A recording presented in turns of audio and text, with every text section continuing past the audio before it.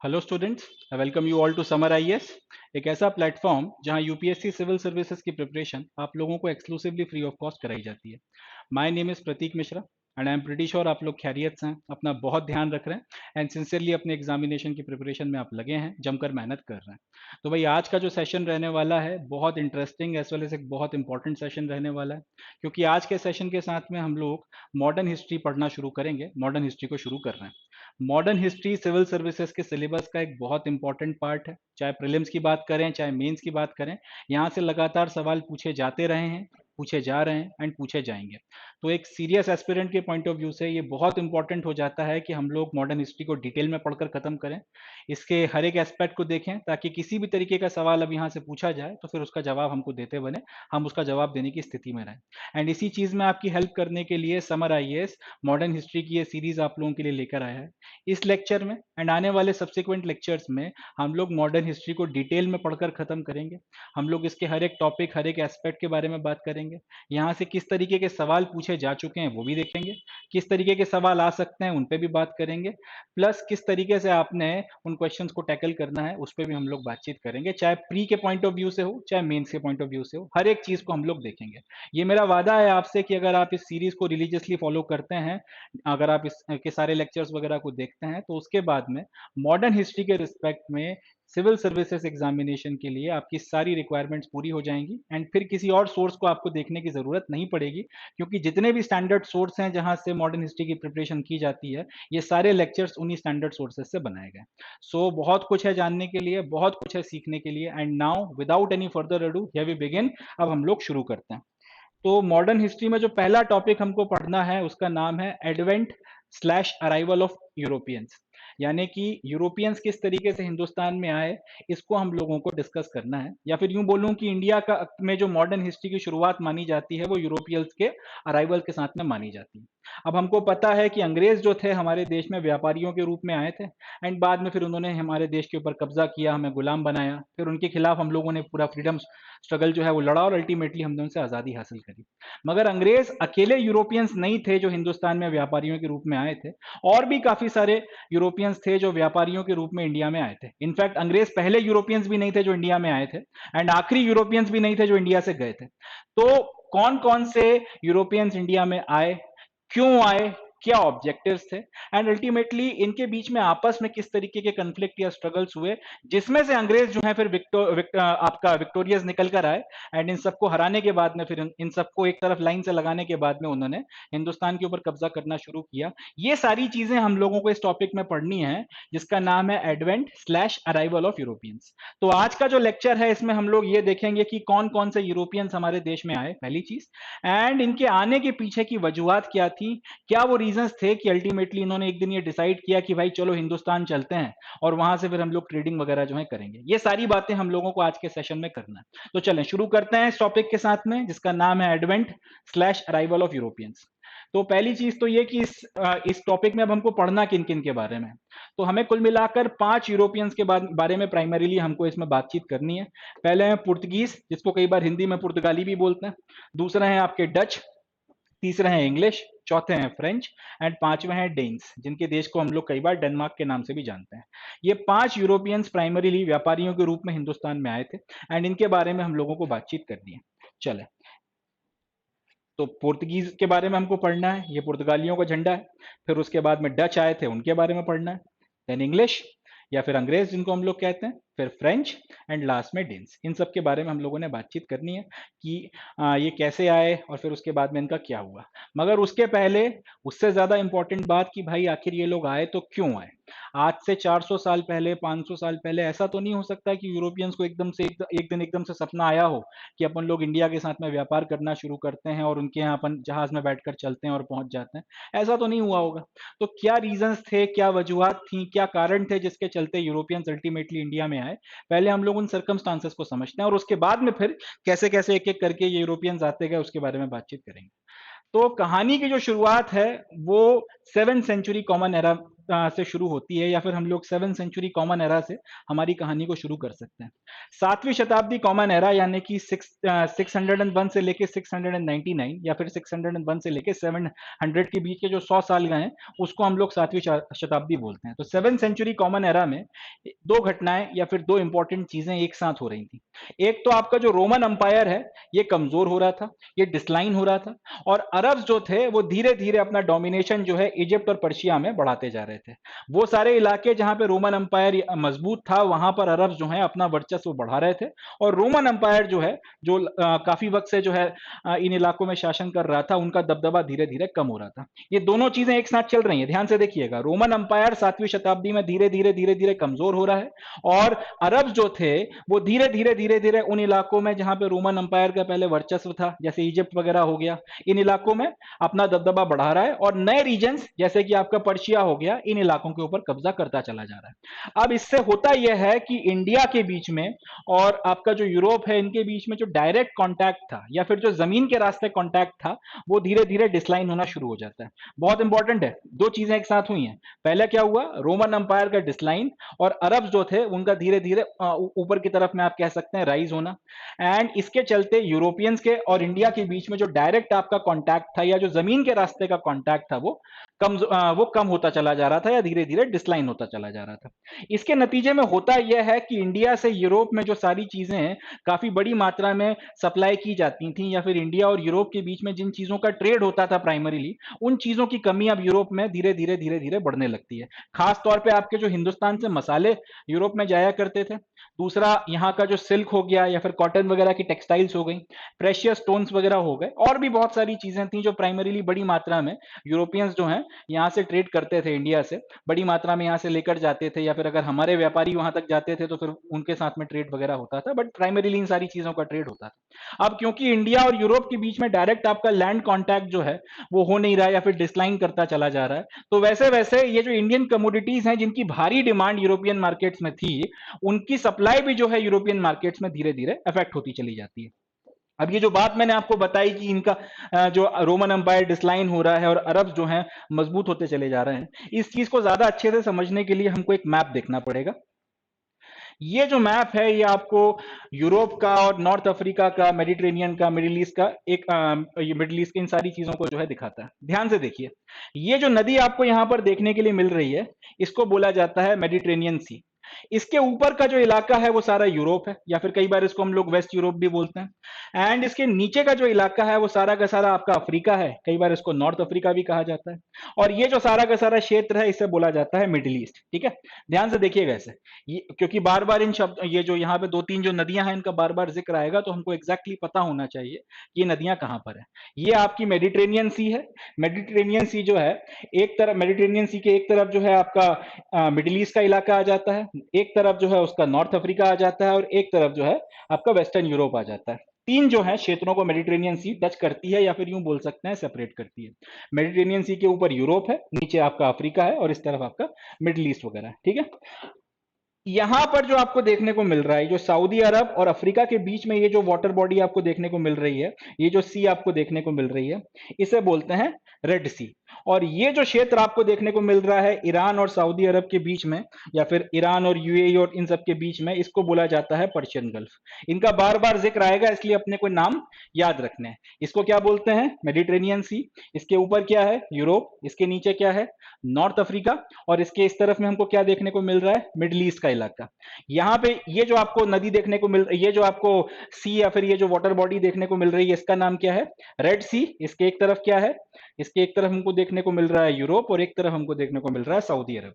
और यहाँ पे ये जो ईरान और सऊदी अरब के बीच में जो इलाका है इसको बोला जाता है पर्शियन गल्फ। कई बार इसको हम लोग खाड़ी भी बोलते हैं, या पर्शियन फारस की खाड़ी भी बोलते हैं, और इसी के चलते इन देशों को हम लोग कई बार खाड़ी देश के नाम से भी जानते हैं। अब ये क्षेत्र जो है, हमने पहली लाइन जो बोली थी कि 7वीं शताब्दी में रोमन अंपायर जो है डिक्लाइन कर रहा था। तो रोमन अंपायर जब अपने पूरे शबाब पर था, जब रोमन अंपायर अपने मैक्सिमम पर था, तब उसने इस पूरे क्षेत्र के इतने बड़े इलाके के ऊपर कब्जा कर रखा था। ध्यान से देखिए इसे, 7th सेंचुरी के पहले पहले जब रोमन अंपायर अपने मैक्सिमम पर था, 7th सेंचुरी में तो खैर डिक्लाइन करने लगा था, मगर जब मैक्सिमम पर था तो रोमन अंपायर का इतने बड़े इलाके पर इस क्षेत्र में कब्जा था। मिडिल ईस्ट का लगभग लगभग जो मैक्सिमम एरिया है वो रोमन अंपायर के कब्जे में है। ध्यान से देखिए, पूरा का पूरा western Europe almost almost Roman umpire के कब्जे में है। नीचे आपका इजिप्ट वगैरह का इलाका हो गया नॉर्थ अफ्रीका में, और बाकी नॉर्थ अफ्रीका का जितना ऊपर ऊपर का पोर्शन है जो मेडिटेरेनियन सी से टकराता है, वो सब कुछ जो है रोमन्स ने जीत रखा था। ये तब की बात है जब ये लोग अपने मैक्सिमम पर थे। 7वीं शताब्दी आते आते परिस्थितियां ऐसी नहीं रह गई। 7वीं शताब्दी आते आते क्या हुआ, 7वीं शताब्दी आते आते आपको डिक्लाइन देखने को मिलने लगता है और अरब्स जो है वो उठना शुरू करते हैं। तो अरब्स ने उठते उठते ये सारा इलाका रोमन से छुड़ा लिया और अपने कब्जे में ले लिया। देख लीजिए ध्यान से, ईरान लगभग लगभग पूरा इनके कब्जे में चला गया है, पूरा सऊदी अरब और मिडिल ईस्ट का इलाका ठीक ठाक मात्रा में, पूरा पोर्शन पूरा का पूरा नॉर्थ अफ्रीका और स्पेन एंड पुर्तगाल, काफी बड़ा इलाका जो है वो अरब्स के कब्जे में आ गया। ठीक है, अब यहां से एक और इंटरेस्टिंग चीज जो देखने वाली है, ये गुजरात इंडिया की बॉर्डर लगती है। ठीक है, अब गुजरात से अगर कोई व्यापारी यूरोप जाना चाहता है, या फिर इंडिया से कोई भी आदमी अगर यूरोप जाना चाहता है, तो या तो वो जमीनी रास्ता पकड़ के ऐसे पहुंच जाए, या फिर वो एक काम करे कि एक बोट वगैरह ले और इस ये जो आपका वाटर वे है इसके थ्रू यहां तक पहुंचे, फिर यहां से यहां जाए जमीन के रास्ते और फिर मेडिटेरेनियन सी से यूरोप जाए। तीसरा रास्ता वो ये ले सकता है कि यहां से वो एक जहाज पकड़े और रेड सी का रास्ता लेते हुए वो यहां तक पहुंचे, यहां से फिर जमीनी रास्ते से थोड़ा सा डिस्टेंस कवर करे, मेडिटेरेनियन सी से फिर जो है वो यूरोप पहुंच जाए। ये कुछ रास्ते हैं जिनसे यूरोप और इंडिया के बीच में डायरेक्ट कॉन्टैक्ट 7th सेंचुरी के पहले तक हुआ करता था। अब क्योंकि इन इलाकों के ऊपर रोमन अंपायर का कब्जा रह नहीं गया, इन ये सारे के सारे इलाके अब अरब्स के कब्जे में चले गए, तो यहां से कौन जाएगा और कौन आएगा? यूरोप से अगर कोई आदमी यहां से चलकर इंडिया पहुंचना चाहता है, या फिर इंडिया से अगर कोई आदमी यहां से चलकर यूरोप पहुंचना चाहता है, चाहे जमीन के रास्ते चाहे पानी के रास्ते, अब वो जाएगा कि नहीं जाएगा ये डिसाइड करने का पावर आपके अरब्स के पास में आ गया, क्योंकि अरब्स इन रास्तों को कंट्रोल कर रहे हैं। तो जाहिर सी बात है, अगर अरब्स इन रास्तों को कंट्रोल कर रहे हैं, तो यहां से कौन जाएगा कौन नहीं जाएगा, क्या सामान जाएगा क्या सामान नहीं जाएगा, वो इसको भी कंट्रोल कर सकते हैं। और इसके नतीजे में फिर होगा ये कि अल्टीमेटली वो सारा का सारा इलाका, ये जो दो आपके मेजर पोर्शंस हैं इंडिया और यूरोप, इनके बीच में फिर क्या ट्रेड होगा और क्या ट्रेड नहीं होगा, कितना ट्रेड होगा और कितना ट्रेड नहीं होगा, इसके ऊपर भी इन लोगों का कंट्रोल आ जाएगा। और इसीलिए ये बात यहाँ पे कही गई है कि भाई जैसे जैसे आपका रोमन अंपायर का डिक्लाइन हुआ और अरब्स का जैसे जैसे डोमिनेशन बढ़ता चला गया इजिप्ट और पर्शिया और पूरे मिडिल ईस्ट वगैरह के इलाके में, वैसे वैसे यूरोप के और इंडिया के बीच में डायरेक्ट कॉन्टैक्ट या फिर जमीनी रास्ते के थ्रू या वाटर बॉडी और जमीनी रास्ते के थ्रू जो डायरेक्ट कॉन्टैक्ट था वो खत्म होता चला गया। एंड इसी के चलते यहां से क्या सामान जा रहा था क्या सामान आ रहा था, क्योंकि आपका पूरी तरीके से अब ये डिसाइड करने का पावर अरब्स के हाथ में आ गया, तो इसके चलते वो सारी इंडियन कमोडिटीज जो जिनकी यूरोप में भारी डिमांड थी, उनकी अब बहुत ज्यादा कमी यहां पे महसूस की जाने लगी। ठीक है, ये सारी बात हो रही है 7th सेंचुरी। अब 7th सेंचुरी से यूरोपियंस और अरब्स में लगातार लड़ाई झगड़े चल रहे थे, होते होते होते 1453 आता है, 1453 में एक बड़ी इंपॉर्टेंट घटना होती है, और वो ये कि आपके जो ऑटोमन तुर्क्स थे या फिर ऑटोमन टर्क्स थे, इन्होंने कॉन्स्टेंटिनोपल को जीत लिया। अब ये कॉन्स्टेंटिनोपल क्या चीज है, पहले तो इसके बारे में बात करें और कहां पर है, उसके बाद बाकी सारी बातचीत हम लोग करेंगे। 1453 में एक बड़ी इंपॉर्टेंट घटना होती है, ऑटोमन टर्क्स ने कॉन्स्टेंटिनोपल को जीत लिया। कॉन्स्टेंटिनोपल क्या है? इस वक्त तक आपका जो ये रोमन अंपायर था, इसका नाम बदलकर हो गया था बाइजेंटाइन अंपायर। बहुत इंपॉर्टेंट है, 7th सेंचुरी में रोमन अंपायर था और आपका 1453 चल रहा है, यानी कि 15th सेंचुरी आ गई है। इस टाइम पीरियड तक इस अंपायर का जो भी थोड़ा बहुत बचा हुआ हिस्सा था, उसका नाम पड़ गया था बाइजेंटाइन अंपायर। अब ये जो छोटा सा हिस्सा आपको यहां पर देखने के लिए ये जो छोटा सा पोर्शन आपको यहां पे देखने के लिए मिल रहा है, इसको 1453 में 1453 में जाना जाता था एक नाम से, वो था कॉन्स्टेंटिनोपल, और ये बाइजेंटाइन अंपायर का कैपिटल हुआ करता था। आज की तारीख में ये टर्की, ये जो आपका शहर है, ये टर्की का पार्ट है और इसको आज की तारीख में इस्तांबुल के नाम से जानते हैं, मगर उस जमाने में इसको कॉन्स्टेंटिनोपल कहा जाता था। बहुत इंपॉर्टेंट है, याद रखिएगा 1453, ये कॉन्स्टेंटिनोपल जो बाइजेंटाइन अंपायर का का कैपिटल हुआ करता था, इसके ऊपर ऑटोमन टर्क्स का कब्जा हो गया।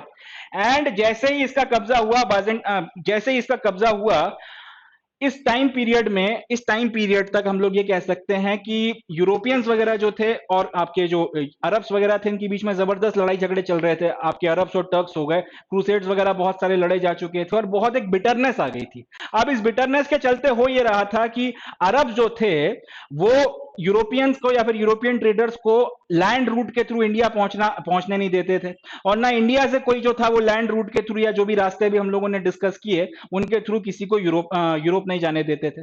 तो ये जो टाइम पीरियड था 1453 आते आते जब कॉन्स्टेंटिनोपल ऑटोमन्स के कब्जे में आया, इस टाइम पीरियड तक हिंदुस्तान से जो भी सामान अरब जाता था, हिंदुस्तान से जो भी सामान यूरोपियन मार्केट्स में जाता था वो अरब मुस्लिम इंटरमीडियरीज के थ्रू होते हुए जाता था। मतलब यह कि कोई अरब व्यापारी है वो पहले हिंदुस्तान आएगा, हिंदुस्तान से वो सामान खरीदेगा, जो सारा सामान जिसकी डिमांड यूरोप में है वो सामान यहां से खरीद कर यूरोप लेकर यूरोपियंस वगैरह को बेचेगा, ले जाकर, और जितने दाम पर उसने ऑब्वियस सी बात है खरीदा है उससे बहुत ज्यादा दाम पर वो बेचेगा। अब क्योंकि ये एक तरीके से उसकी मोनोपोली थी, यूरोपियंस डायरेक्टली हिंदुस्तान जा नहीं सकते, हिंदुस्तानी डायरेक्टली यूरोपियंस को बेच नहीं सकते। आपके जो ये मुस्लिम अरब इंटरमीडियरीज थे या फिर जो अरब आपके व्यापारी थे जो इंडियन से खरीद कर यूरोपियंस को बेच रहे थे, ये पूरी तरीके से इस चीज का बहुत जबरदस्त फायदा उठा रहे थे।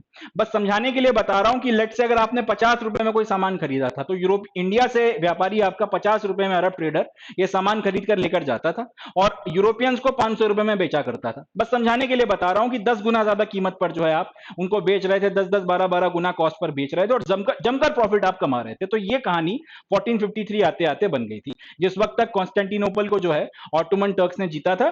कॉन्स्टेंटिनोपल आज की तारीख में इस्तांबुल के नाम से जाना जाता है, याद रखिएगा। तो इस टाइम पीरियड में सारा का सारा इंडिया और यूरोप के बीच में जो भी थोड़ा बहुत ट्रेड हो रहा था वो अरब मुस्लिम इंटरमीडियरीज के थ्रू हो रहा था। ये जो रेड सी का ट्रेड रूट था ये पूरी तरीके से स्टेट मोनोपोली थी इस्लामिक रूलर्स की, एंड जमीनी रास्ते जो थे वो भी पूरी तरीके से अरब्स के द्वारा कंट्रोल किए जा रहे थे।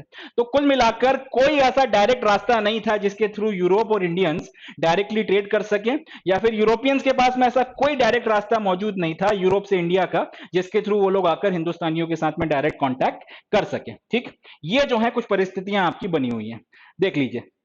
जैसे अगर हम लोग यहां से बात करें, ये क्योंकि पूरा का पूरा जो इलाका है अरब के कंट्रोल में है, तो यहां से कौन आएगा कौन जाएगा वो कंट्रोल करेंगे। या तो जमीनी रास्ता पकड़कर आप यूरोप पहुंच जाओ, तो उस पर भी ना तो यहां हिंदुस्तान से किसी को जाने दे रहे थे और ना यूरोप से यहां से किसी को आने दे रहे थे। या फिर आप ये कर सकते हो कि यहां से कोई बोट लो, इतना रास्ता जो आपका रेड सी के थ्रू, रेड सी का जो रास्ता है इसको पकड़ के यहां पहुंचो, यहां से मेडिटेरेनियन सी से जहाज लो फिर यूरोप पहुंच जाओ। इस रास्ते को भी जो है पूरी तरीके से अरब्स ने, ऑटोमन्स ने, टर्क्स ने कंट्रोल कर रखा था। तो पूरी तरीके से कि मोनोपोली जो है बनी हुई थी, यूरोपियंस और इंडियंस के बीच में डायरेक्ट कांटेक्ट किसी भी तरीके से हो नहीं पा रहा था। अब ऐसी परिस्थितियों में अब ध्यान से देखिएगा सर्कमस्टांसेस क्या बन गई हैं। सबसे पहली चीज तो ये, इंडिया और आपके यूरोप के बीच में किसी भी तरीके का कोई डायरेक्ट कांटेक्ट नहीं है। पहली चीज, इंडिया के जो मसाले हैं, इंडिया की जो आपकी सिल्क है, इंडिया की जो टेक्सटाइल है, इंडिया से और दसियों तरीके की जो चीजें हैं उनकी जबरदस्त डिमांड जो है मार्केट में यूरोप में बहुत ज्यादा बनी हुई है। एक जबरदस्त डिमांड जो है वो आपको देखने को मिल रही है।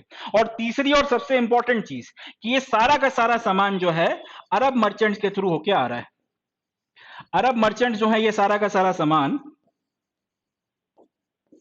इंडिया से खरीद रहे हैं और यूरोप में बेच रहे हैं और बीच में जमकर प्रॉफिट कमा रहे हैं। सिर्फ समझाने के लिए कि 10-10 12-12 गुना प्रॉफिट ये लोग कैसे कमा रहे हैं, लेट से काली मिर्च की बात करते हैं।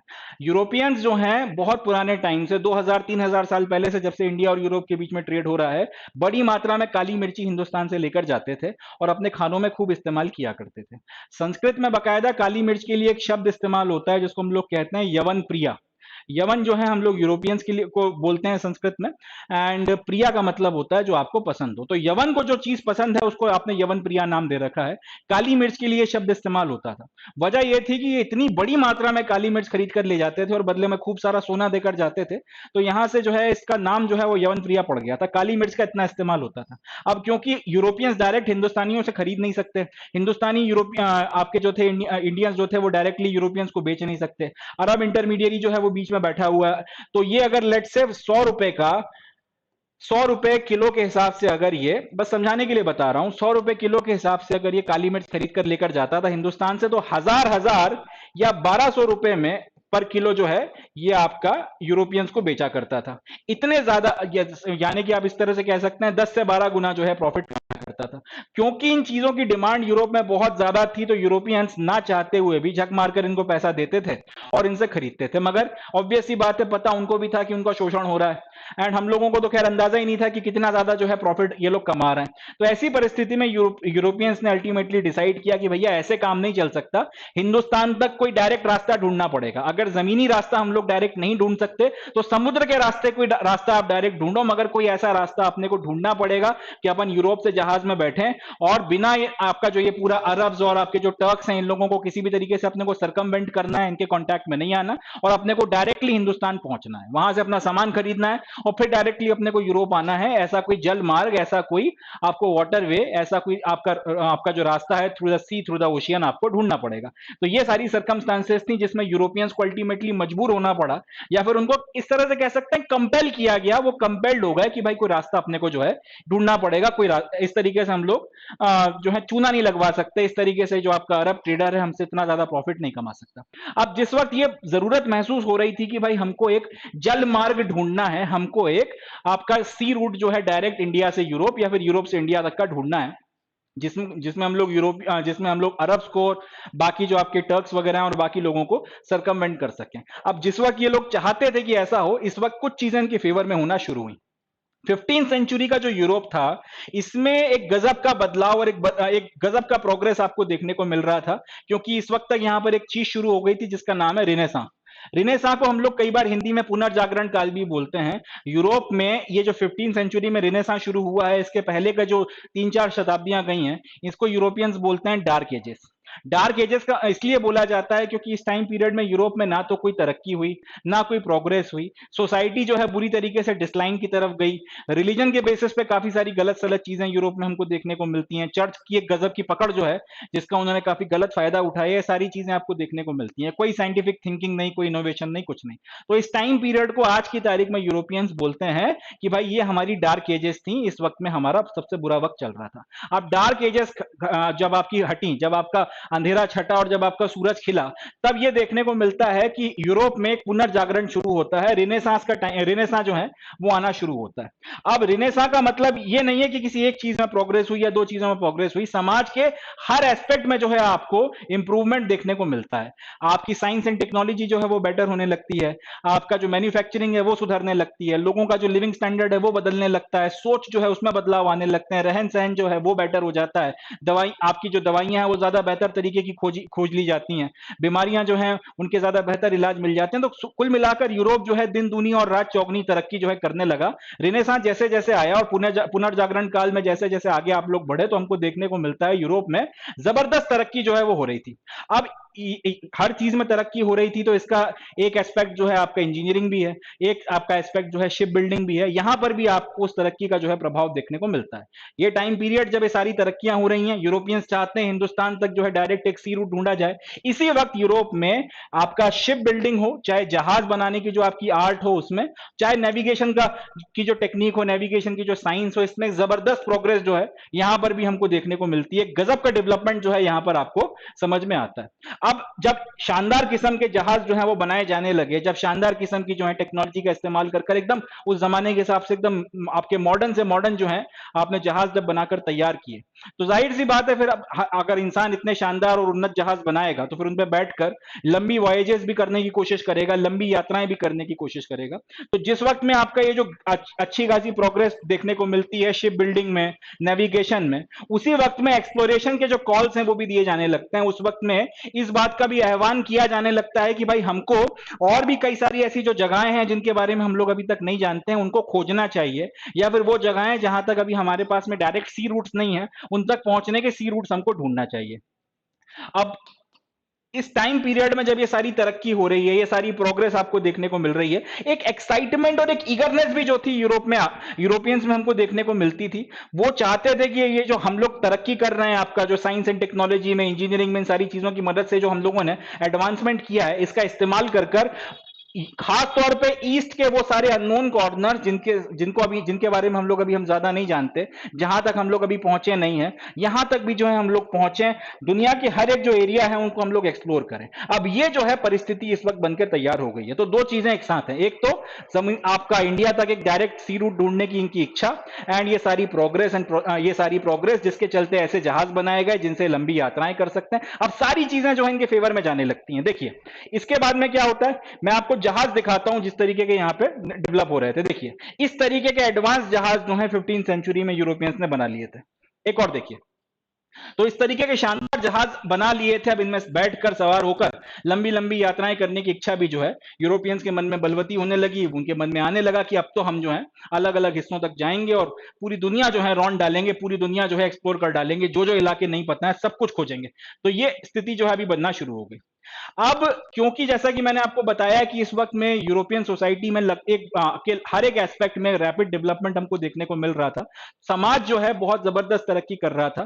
तो ये तरक्की हमको इकोनॉमिक स्पीयर में भी देखने को मिलती है। यूरोप के कई सारे क्षेत्र ऐसे थे जहां पे इकोनॉमिक डेवलपमेंट, आर्थिक तरक्की बहुत तेजी से हो रही थी, बहुत तेजी से इकोनॉमिक डेवलपमेंट होता चला जा रहा था। इकोनॉमिक डेवलपमेंट होगा तो फिर उसका सीधा सीधा मतलब यह है कि लोगों के हाथ में पैसा आने लगेगा, लोगों के पेट में आपका खाना आने लगेगा, लोगों के पास में जितना उनकी जरूरत है उससे ज्यादा जो है पैसा इकट्ठा होने लगेगा।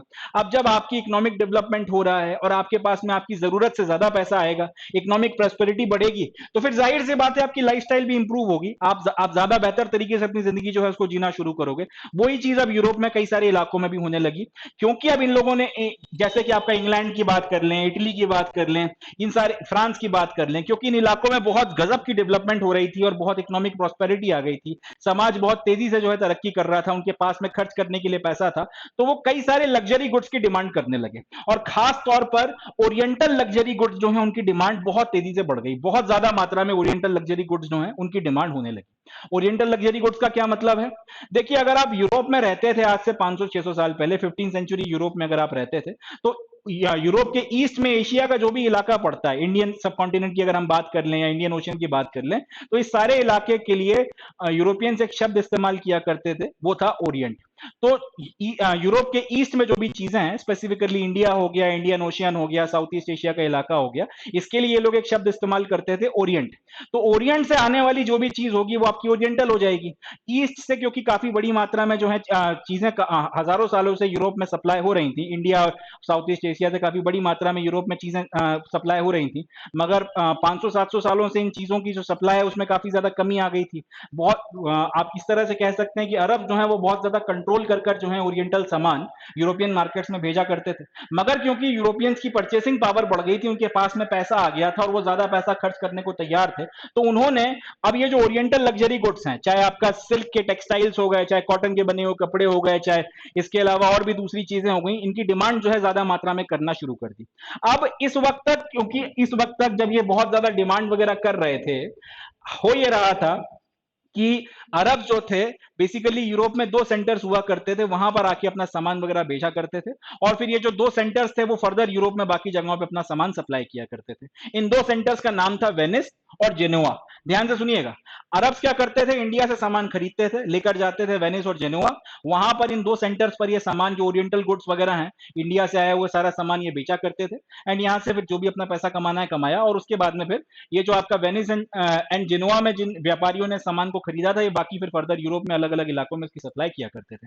अब जब एकदम से इन सारे ओरिएंटल लग्जरी गुड्स की डिमांड बहुत तेजी से बढ़ी, तो वेनिस और जेनोआ जो पुराने सेंटर्स हुआ करते थे ओरिएंटल गुड्स के ट्रेड के, ये इतनी बड़ी डिमांड को केटर करने की स्थिति में नहीं थे, क्योंकि अरब बहुत कम मात्रा में सामान बेच रहे थे, उससे ज्यादा मात्रा में सामान वो बेचने को तैयार नहीं थे, क्योंकि उनकी मोनोपोली थी, तो आप कुछ चाहकर भी जो है कुछ कर नहीं सकते थे। उन्होंने डिसाइड कर लिया था कि आपको अगर लेट से अगर हम लोग सिल्क की बात करें, तो अगर आपको लेट से 50 किलो सिल्क से ज्यादा का सामान नहीं बेचना है, तो फिर आप कुछ कर लो, उससे ज्यादा नहीं बेचेंगे, और अगर आपने उससे ज्यादा डिमांड करी तो वो कीमत बहुत ज्यादा बढ़ा दिया करते थे। तो ऐसी परिस्थिति में ये जो बहुत ज्यादा आपकी ओरिएंटल लग्जरी गुड्स की जो डिमांड थी, ये वेनिस और जेनोआ जैसे जो आपके पुराने सेंटर्स थे जो ओरिएंटल गुड्स वगैरह में डील किया करते थे यूरोप में, ये इस डिमांड को केटर नहीं कर पा रहे थे। अब दो ही रास्ते बचते थे, या तो आप अरब्स के साथ में सीधी सीधी लड़ाई करो और उनको वो सारा रास्ता जहां से वो आपको इंडिया तक जाने से रोकते हैं वो सारा रास्ता अपने कब्जे में लेकर आओ, या तो आप ये करो, या फिर आप एक डायरेक्ट सी रूट जो है उसको ढूंढने के लिए कई सारी जो वॉयजेस वगैरह हैं उनको फाइनेंस करो,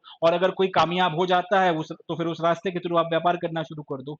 चाहे वेनिस की बात कर लें, चाहे जिनुआ की बात कर लें, ये इतने बड़े आप कह सकते हैं अंपायर नहीं थे कि ये दोनों काम में से कोई भी एक काम कर सके। टर्क क्योंकि उस वक्त में ऑटोमन अंपायर बहुत मजबूत था, तो ना इनके पास में इतनी क्षमता थी कि ये डायरेक्टली ऑटोमन अंपायर से लड़कर वो रास्ते जिनके ऊपर उनका कंट्रोल है वहां से उनको हटा सकें, ना इनकी इतनी स्थिति थी कि ये लगातार जो है अंधाधुन आंखें बंद करके पैसा लगाएं और लोग और आपके नाविक और जहाज खरीदें और उनसे बोलें कि भाई तुम यात्राएं करो, हिंदुस्तान तक रास्ता ढूंढो, और मिल जाए तो अच्छी बात है, नहीं मिले तो कोई बात नहीं है, वापस आ जाना, अगर मिल जाए तो बता देना, फिर हम लोग उस रास्ते से ट्रेड करना शुरू कर देंगे। तो ये बेसिकली एक आप ये कह सकते हैं रिस्क लेने वाली बात थी, तो ये रिस्क लेने को भी तैयार नहीं थे।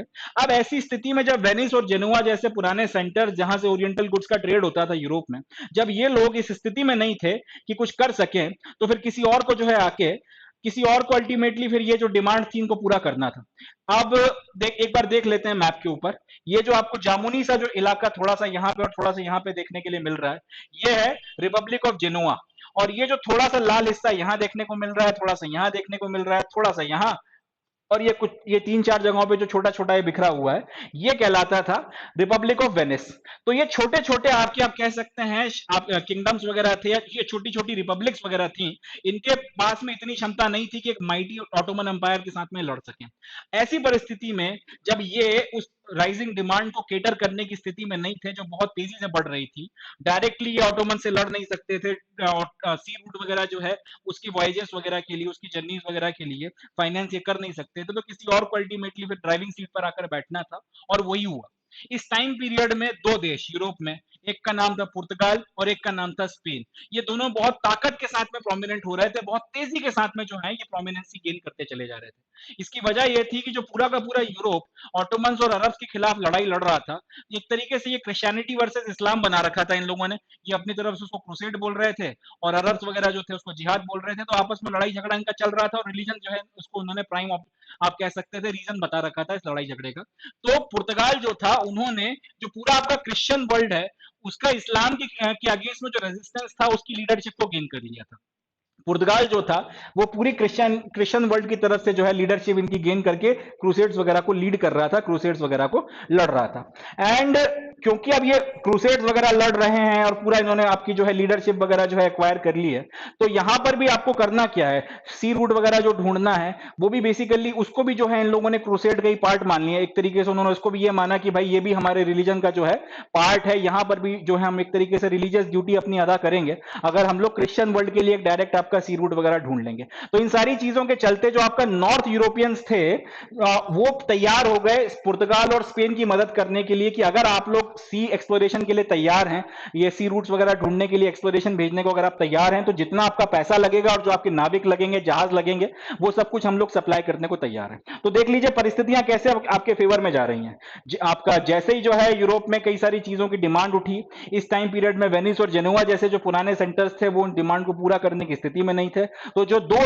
नए देश आपका पावर गेन करते जा रहे थे, पुर्तगाल और स्पेन, ये प्रोमिनेंट हुए।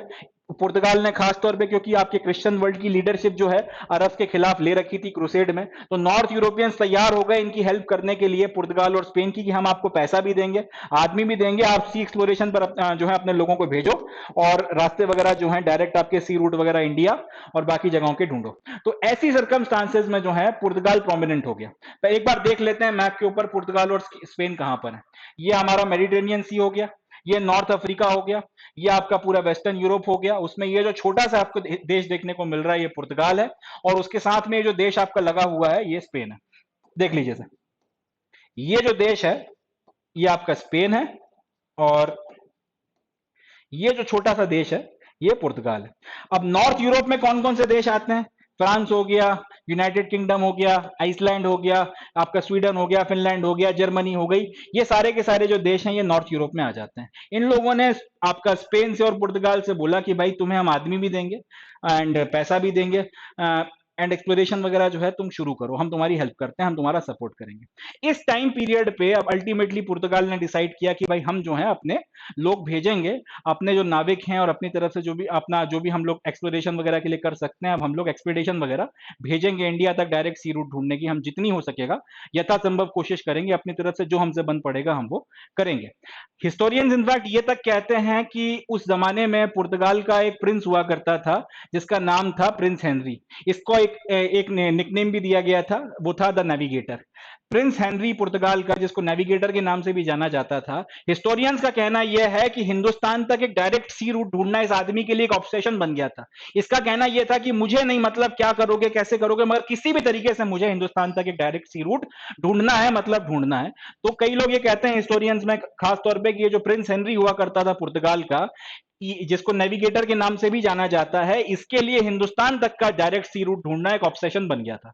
1454 में जो आपके पोप हुआ करते थे जिनका नाम था पोप निकोलस फिफ्थ, इन्होंने प्रिंस हेनरी को एक बुल दिया। बुल का मतलब होता है पोप की तरफ से दी जाने वाली एक आज्ञा। जैसे कोई राजा अगर कोई आज्ञा देता है तो वो राज आज्ञा हो जाती है। इसी तरीके से अगर पोप, जो उस वक्त क्रिश्चियन वर्ल्ड का लीडर हुआ करता था, अगर किसी क्रिश्चियन राजा को अपने कोई आदेश वगैरह देता था या कोई आज्ञा देता था तो उसको पैपल बुल या फिर सिंपली बुल के नाम से जाना जाता था। तो प्रिंस निकोलस फिफ्थ जो थे, उन्होंने प्रिंस आपके जो आपके पोप निकोलस फिफ्थ जो थे, इन्होंने प्रिंस हेनरी को एक राज आज्ञा कह लीजिए, एक आदेश कह लीजिए या फिर एक ऑर्डर कह लीजिए, जो भी कहना चाहें, एक बुल जो है वो दे दिया। और इसमें यह बोला गया कि प्रिंस हेनरी के पास में या फिर पुर्तगाल के पास में राइट टू नेविगेट है to the sea to distant shores of orient, that is as far as India. मतलब पुर्तगाल के पास में यह अधिकार है क्रिश्चियन वर्ल्ड में कि वो आपका नेविगेट करते करते ओरिएंट की सीज को ओरिएंट की सीज तक जा सकते हैं। ओरिएंट की सीज से सीधा सीधा मतलब था हिंदुस्तान तक जा सकते हैं। तो पैपल बुल जो है या फिर आपका पोप की जो राज आज्ञा है, जो प्रिंस हेनरी द नेविगेटर को 1454 में दी गई थी, उसमें बकायदा कहा गया था कि तुम्हारे पास क्रिश्चियन वर्ल्ड की तरफ से ये ऑथराइजेशन है, या क्रिश्चियन वर्ल्ड का जो लीडर है पोप, उसकी तरफ से ऑथराइजेशन है कि ईश्वर के नाम पर तुम्हारे आप तुम नेविगेट करो जो आपकी डिस्टेंट आपका ओरिएंट की सीज है, यानी कि ईस्ट की तरफ में आप जितना दूर तक समुद्र जा सकता है, जहां तक आप जा सकते हो जाओ। जिसका सीधा सीधा मतलब था हिंदुस्तान तक जाओ, हिंदुस्तान तक का आपका जो है एक सी रूट आप ढूंढो। और उसके अलावा भी अगर कुछ और मिल जाता है तो बहुत अच्छी बात है, मगर इंडिया तक आपने पहुंचना है। इसकी आज इसकी जो है मैं आपको आज्ञा देता हूं, आप इसके लिए जा सकते हैं, आप इसके लिए काम करना शुरू कर सकते हैं। ये जो है प्रिंस हेनरी द नेविगेटर की तस्वीर है, और ये जो है पोप निकोलस फिफ्थ है। इन्होंने ये जो बुल है इनको दिया था, बुल या फिर आज्ञा जो भी आप कहना चाहते हो, और इनसे बोला था कि हिंदुस्तान तक का डायरेक्ट रास्ता ढूंढो, पूरी आपके पास में परमिशन है, पूरा राइट आपके पास में।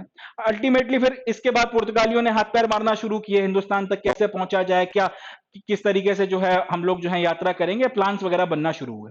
इसी बीच में एक और इंपॉर्टेंट घटना होती है 1494 में स्पेन और पुर्तगाल के बीच में। अब 1554 से लेकर 1594, 54 से 64, 74, 84, 94, 40 साल हो गए उस बात को, जिसमें ये जो भाई साहब हैं, इन्होंने इनको जो राज आज्ञा दी थी कि भैया रास्ता ढूंढो हिंदुस्तान तक का, आपका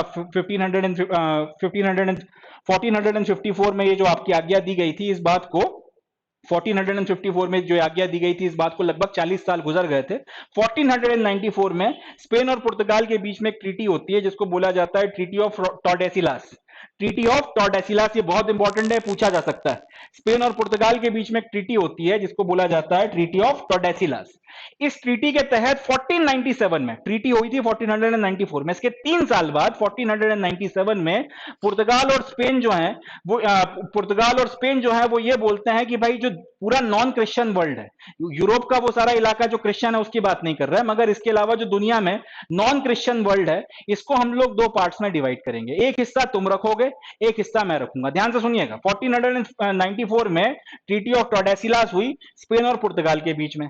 इसके तहत 1497 में दोनों भाई लोगों ने डिसाइड किया कि जो नॉन क्रिश्चियन वर्ल्ड है, यूरोप के अलावा जितनी भी दुनिया है, इसको हम लोग 2 हिस्सों में डिवाइड करेंगे। एक हिस्सा तुम रखोगे, एक हिस्सा मैं रखूंगा। अब कौन सा हिस्सा कौन रखेगा ये कैसे डिसाइड किया जाए, तो उसके लिए इन लोगों ने ये बोला कि भाई हम अटलांटिक में एक आइलैंड पड़ता है जिसका नाम है केप वर्डी आइलैंड। इस आइलैंड से 1300 मील दूर वेस्ट में हम लोग एक लाइन खींचेंगे और उस लाइन के एक तरफ का हिस्सा स्पेन रखेगा और एक तरफ का हिस्सा पुर्तगाल रखेगा। ध्यान से सुनिएगा, फिर मैं आपको मैप पे दिखाता हूं, ज्यादा अच्छे से समझ में आएगा। 1494 ट्रीटी ऑफ टोर्डेसिलास किया स्पेन और पुर्तगाल के बीच में। उसके बेसिस पे 3 साल के बाद 1497 में एक एग्रीमेंट किया कि दुनिया में जितना भी नॉन क्रिश्चियन वर्ल्ड है, वो सारा इलाका जो अभी तक ईसाई नहीं हुआ है, यानी कि यूरोप के अलावा जो भी आपका इलाका है, वो सारा का सारा इलाका हम 2 पार्ट्स में डिवाइड करते हैं। एक हिस्सा स्पेन रखेगा, एक हिस्सा पुर्तगाल रखेगा। अब ये कैसे पता चलेगा कि कौन सा हिस्सा कौन रखेगा? तो उसके लिए इन भाई लोगों ने ये बोला कि अपना जो अटलांटिक ओशियन है, इसमें एक आइलैंड पड़ता है जिसको हम लोग जिसका नाम है केप बर्डी आइलैंड। मैं आपको दिखाऊंगा ये कहां पर है। ये बोलते हैं कि केप बर्डी आइलैंड से वेस्ट में 1300 मील के डिस्टेंस पर एक इमेजिनरी लाइन बनाओ। उस लाइन के एक तरफ का हिस्सा तुम रख लो, एक तरफ का हिस्सा मैं रख लूंगा। तो ट्रीटी ये हुई थी कि भाई उस लाइन के ईस्ट में जो भी इलाका है, वो सारा का सारा इलाका जो है वो जाएगा आपका पुर्तगाल को, और उस लाइन के वेस्ट में जितना भी इलाका है वो सारा का सारा इलाका जाएगा स्पेन को। ये बात मैप पे दिखाता हूं, ज्यादा अच्छे से आपको समझ में आएगी। ये जो है आपका अटलांटिक ओशियन है। अटलांटिक ओशियन में जो लाल कलर का आपको ये बिंदु देखने को मिल रहा है, ये है केप वर्डी आइलैंड। इनका कहना यह था कि केप वर्डी आइलैंड से 1300 मील के डिस्टेंस पर एक इमेजिनरी लाइन बनाओ। इस इमेजिनरी लाइन के ईस्ट में जितना भी नॉन क्रिश्चियन वर्ल्ड आता है, वो सारे के सारे नॉन क्रिश्चियन वर्ल्ड के ऊपर पुर्तगाल जो है अपना दावा ठोक सकता है, कब्जा कर ले तो फिर वहां पे वो अपना राज चला सकता है। और उसके वेस्ट में जितना भी इलाका आएगा, वो सारा का सारा इलाका जो है उसके ऊपर स्पेन अपना दावा ठोक सकता है, और अगर कब्जा कर ले तो फिर उसके ऊपर वो राज कर सकता है। बात को समझिएगा। 1454 में, एक बार मैं फिर से पूरी बात बता देता हूं, 1454 में 1454 में निकोलस फिफ्थ आपके प्रिंस हेनरी नेविगेटर से बोलता है कि भाई तुझे मेरी तरफ से आज्ञा है, तू जाकर ओरिएंट सीज जो है या फिर इंडिया तक जो है डायरेक्ट सी रूट ढूंढ ले। 40 साल निकल गए, जो भी इन्होंने प्लानिंग बनाई, कुछ हुआ नहीं। 1494 में ट्रीटी ऑफ टोर्डेसिलास होती है, और ये होती है आपका स्पेन और पुर्तगाल के बीच में। इसकी जो भी फिर टर्म्स एंड कंडीशंस थी वो 3 साल बाद डिसाइड होती हैं, और उसके बेसिस पे दोनों भाई लोग डिसाइड करते हैं, स्पेन और पुर्तगाल, कि अपना अटलांटिक में एक आइलैंड पड़ता है जिसका नाम है Cape Verde island. Cape Verde island से वेस्ट की तरफ में 1300 मील दूर एक लाइन बनाओ इमेजिनरी। उस लाइन के ईस्ट का जितना भी इलाका आएगा नॉन क्रिश्चियन, वो सारा का सारा पुर्तगाल क्लेम कर सकता है, और उसके वेस्ट में जितना भी इलाका आएगा उसको जो है आपका स्पेन जो है क्लेम कर सकता है। तो इससे होगा ये कि जो इलाका पुर्तगाल के कब्जे में आएगा, स्पेन उसको लेने के लिए नहीं जाएगा। जो इलाका स्पेन के कब्जे में आएगा, पुर्तगाल उसको लेने के लिए नहीं जाएगा। तो आपस में इनके लड़ाई झगड़े नहीं होंगे। और इनका कहना यह था कि क्रिश्चियन और क्रिश्चियन आपस में नहीं भिड़ेंगे, क्योंकि अल्टीमेटली दोनों देश थे क्रिश्चियन। तो इनका कहना यह था, अगर कोई एक इलाका आता है, उसके ऊपर अब कि वो किसके कंट्रोल में आएगा, स्पेन के कंट्रोल में आएगा या पुर्तगाल के कंट्रोल में आएगा, इस बात को लेकर लड़ाई झगड़ा होता है, तो उनको अपनी फोर्सेस लड़ाना पड़ेंगी। दोनों तरफ से क्रिश्चियन लड़ेंगे तो ये अच्छी बात नहीं है, क्योंकि हमको अल्टीमेटली अरब के खिलाफ भी लड़ना है। तो इस बात को ध्यान में रखते हुए भाई लोगों ने फैसला किया था। लाइन बनाई, केप बर्डी आइलैंड 1300 मील दूर एक लाइन बनाई। ये 1300 मील का डिस्टेंस है वेस्ट में। इस आइलैंड से 1300 मील दूर एक लाइन बनाई। इसके इस तरफ में जितना भी नॉन क्रिश्चियन वर्ल्ड है, सारा पुर्तगाल कब्जा कर ले, कोई दिक्कत नहीं है। इसके इस तरफ में जितना भी आपका नॉन क्रिश्चियन वर्ल्ड है, उसके ऊपर स्पेन कब्जा कर ले, कोई दिक्कत नहीं है। तो ये जो है एक ट्रीटी इन दोनों के बीच में हुई, और इस ट्रीटी के बेसिस पे फिर अल्टीमेटली दोनों ने अपने अपने एक्सप्लोरेशंस वगैरह जारी किए। इस पे सवाल आ सकता है, याद रखिएगा। ट्रीटी ऑफ टोर्डेसिलास हुई, अब फिर से एक बार पढ़ के बताता हूं। इस ट्रीटी के तहत जितना भी नॉन क्रिश्चियन वर्ल्ड है, अटलांटिक ओशियन में एक आपका आइलैंड पड़ता है, केप वर्डी आइलैंड, दिखा दिया मैंने आपको कहां पर है। उसके 1300 मील दूर वेस्ट में एक लाइन बनाओ। ईस्ट में उसके जितना भी इलाका आएगा वो कौन रख लेगा? उसके ईस्ट में जितना भी इलाका आएगा नॉन क्रिश्चियन, वो सारा पुर्तगाल क्लेम कर सकता है। उसके वेस्ट में जितना भी इलाका जाएगा, लैटिन अमेरिका और नॉर्थ अमेरिका, वो सारा वो स्पेन क्लेम कर सकता है। तो अल्टीमेटली फिर ये जो ट्रीटी हो गई, इसके बाद में दोनों ने अपने अपने एक्सप्लोरेशंस भेजना शुरू किए, और पुर्तगाल कुल मिलाकर अब तैयार हो गया इंडिया की तरफ में अपना वॉयज भेजने के लिए। या फिर यूं बोल सकता हूं कि अब सर्कमस्टांसेस पूरी तरीके से तैयार थी। वो जो हम लोग कई बार कहते हैं कि लोहा एकदम गर्म था, अब हथौड़ा मारने का वक्त आ गया था। तो बिल्कुल आपकी परिस्थितियां जो थी एकदम तैयार हो गई थी, एकदम राइट हो गई थी, एकदम सही सर्कमस्टांसेस क्रिएट हो गई थी, जिसमें पुर्तगाली जो थे अब तैयार बैठे थे हिंदुस्तान की तरफ, या इंडियन ओशियन में जो है अपने जहाज भेजने के लिए, हिंदुस्तान तक एक डायरेक्ट रास्ता ढूंढने के लिए। तो ये जो है वो सर्कमस्टांसेस थी जिसके चलते यूरोपियंस ने अल्टीमेटली हिंदुस्तान आना शुरू किया, या फिर पहली बार किसी यूरोपियन देश ने आपका डायरेक्ट कॉन्टैक्ट खत्म होने के बाद में इंडिया से एक डायरेक्ट सी रूट जो है वो ढूंढने के लिए अपने हाथ पैर मारना शुरू किया। तो ये जो है वो कुछ सर्कमस्टांसेस थी जिनके चलते ये सारी चीजें शुरू हुई। तो जो पहला सवाल था कि भैया ये लोग आए क्यों थे, इनको क्या शौक चढ़ा था आज से 500 साल पहले कि इन्होंने हिंदुस्तान की तरफ जो है यात्राएं शुरू करी, ये उसका बैकग्राउंड है, ये अपने को इतना जो है पता होना चाहिए। अब अगला सवाल कि ये कैसे पहुंचे, उसका जवाब हम लोग इसके बाद वाले लेक्चर में ढूंढेंगे कि कैसे पहुंचे और उसके बाद में क्या किया, उसका जवाब हम लोग इसके नेक्स्ट लेक्चर में लेंगे। मगर ये जो सवाल था कि आखिर ये आए क्यों थे, उसका जवाब जो है इस लेक्चर की मदद से हमको मिलता है। चले आगे बढ़ते हैं।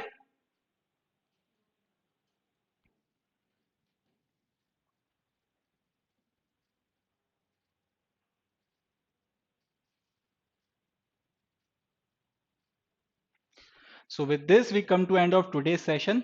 तो आज के सेशन में हम लोगों ने दो तीन इंपॉर्टेंट काम किए। सबसे पहले तो हम लोगों ने मॉडर्न हिस्ट्री को पढ़ना शुरू किया। उसमें भी जो टॉपिक हम लोगों ने शुरू किया है उसका नाम एडवेंट या फिर arrival of the Europeans. And इसमें जो एक सबसे इंपॉर्टेंट सवाल था कि आखिर यूरोपियंस हिंदुस्तान आए तो क्यों आए, इस सवाल का, इस वाई का जवाब हम लोगों ने आज के सेशन में तलाशा है। नेक्स्ट सेशन में जब हम लोग मिलेंगे तब जो पहले यूरोपियंस जो हिंदुस्तान आए, जिनका नाम पुर्तगीज था या फिर जिनको हम लोग हिंदी में पुर्तगाली बोलते हैं, किस तरह से वो हिंदुस्तान पहुंचे, यहाँ पर आने के बाद में उन्होंने क्या उन स्टेप्स को उठाया जिसकी मदद से वो अपने व्यापार को यहाँ पे बढ़ा पाए, और किस तरीके से अपनी पोजीशंस को उन्होंने यहाँ पर कंसोलिडेट किया, इन सब के बारे में हम लोग बातचीत करेंगे। एंड अल्टीमेटली फिर उनका डिस्लाइन किस तरह से हुआ उसके बारे में भी हम लोगों ने बातचीत करनी है। बट वो सारी की सारी बातचीत नेक्स्ट सेशन में। तब तक के लिए अपना बहुत ध्यान रखें, खुश रहें, पॉजिटिव रहें, हंसते मुस्कुराते रहें, एंड मोस्ट इंपॉर्टेंटली जुड़े रहें समर आईएएस के साथ। Thank you. जय हिंद।